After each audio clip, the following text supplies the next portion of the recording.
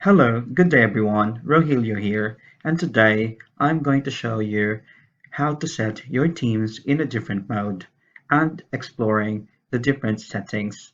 So let's start. So if you want to set your teams in a different mode, just simply go to the settings. The settings is found just in your profile. So go to your profile picture, click on the picture, and then go to settings.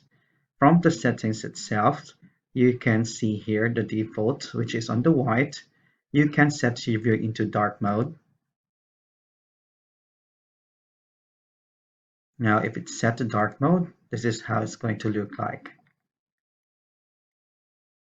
Same thing if you want to put it to the original view, so you can just go back to the settings and click for the default, or you may have the high contrast.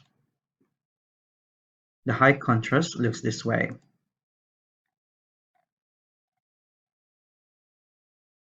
All right, again, go back to the settings, go to the default, but I wanted to put it to a dark mode. Also, if you wanted to set your teams into grid and list view, this is how it's going to look like. If your theme is set in the default grid view, usually this is how it looks like with all the teams folder shown in your screen. However, you can set this into a list view by going to the settings again and look for the list view. And if you are choosing list view, this will come up in your screen.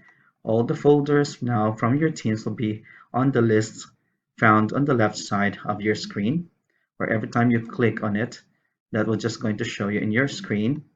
So that will be a good view where you can just have a focus on the details of the teams per folder.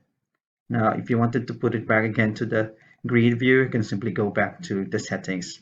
On the settings, you have here all the different menu where you can have the privacy. This is your during the call. Some notifications where you wanted to set also or to limit some notifications that's showing on your screen when you have your class. The devices setting where you can already set up default your speaker and the microphone. You could have also the permission sets where you can have all the notifications off so that it won't pop up in your screen, and also the calls. Soon, I will be making a video about the new version of how to make a breakout rooms directly set up on your Teams, as we are waiting for the upgrade version of our system. Just try to upgrade your version.